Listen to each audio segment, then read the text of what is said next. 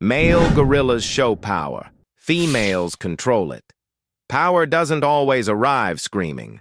Sometimes it just stands there, breathing, waiting. A male gorilla doesn't rush dominance.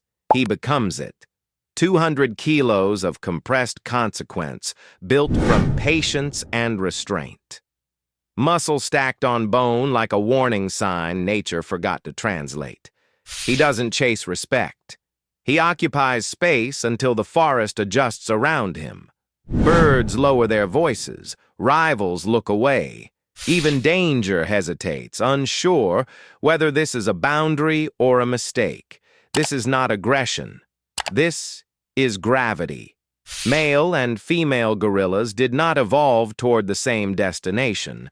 They were shaped for different kinds of survival. One was designed to confront collapse head-on. The other was intended to prevent collapse from happening at all. Force versus continuity. Impact versus endurance. Nature rarely wastes energy by duplicating roles. The male carries visible dominance because the system needs a shield, a physical answer to chaos. Broad shoulders, massive jaw, thick crest rising from the skull like a crown carved by pressure. His presence rewrites outcomes before conflict begins. He doesn't need to prove strength. He needs to be seen possessing it. A silverback's posture tells the story before movement ever does. Upright, still, centered. When he shifts his weight, the ground seems to accept the decision without argument. Chest beating isn't rage, it's calibration, a long-distance message stating that escalation is optional, but consequences are not. Violence is rare because it's inefficient. Injury is failure. A damaged leader endangers everyone who follows them. So he controls by existing, by watching, by deciding when nothing else will.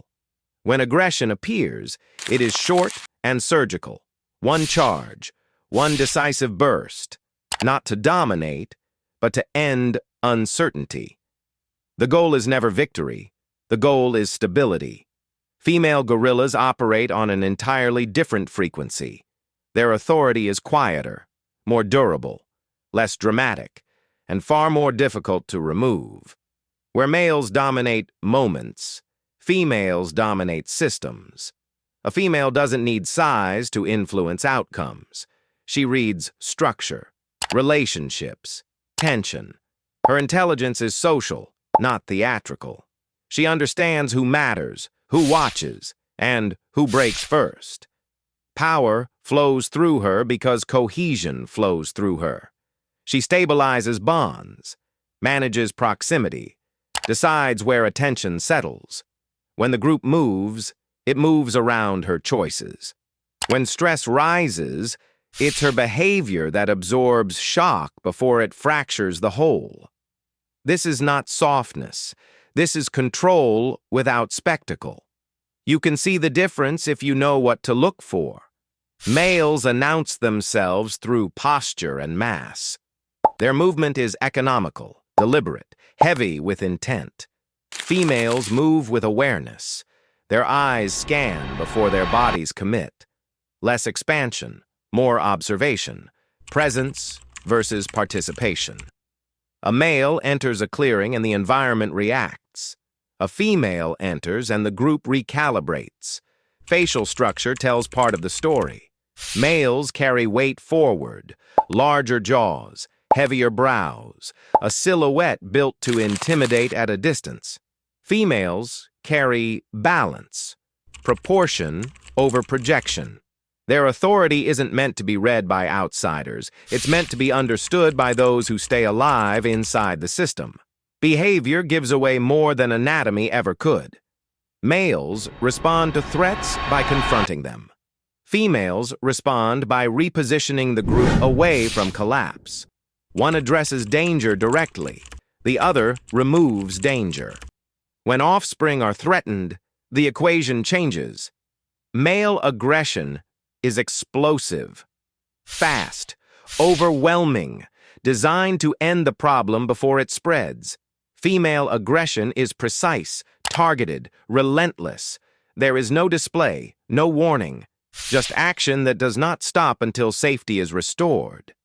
This is why underestimating female gorillas is a mistake that predators rarely get to repeat. Weakness exists on both sides, but it wears different masks. Males carry the burden of visibility. They are the first target. Injury reduces authority instantly. A leader who cannot defend becomes a liability. Isolation becomes fatal when dominance relies on physical integrity. Females depend on structure, remove habitat, break social continuity, disrupt access to food and safety. Their power erodes quietly, then collapses all at once, not through conflict, but through erosion. And hovering over both is the same threat: machines, noise, borders drawn without permission. Human interference doesn't challenge gorillas directly. It destabilizes the systems that made them powerful in the first place. Cut the forest, and dominance becomes irrelevant. Fragment the land, and cohesion fails. The most dangerous force here is not teeth or muscles. It's a disruption. Male gorillas dominate space. Female gorillas control time. One stops the crisis. The other ensures it never happens again. Neither survives alone. Power without restraint burns out. Control without force collapses under pressure. Evolution learned this lesson long before humans started ignoring it. The unsettling truth is that the forest doesn't fear violence. It fears imbalance. When dominance loses restraint, when intelligence loses patience, when systems are pushed past recovery, that's when monsters appear. Not born, created.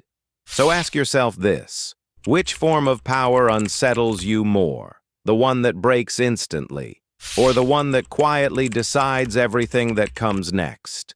If you want darker dissections of nature's most uncomfortable designs, subscribe.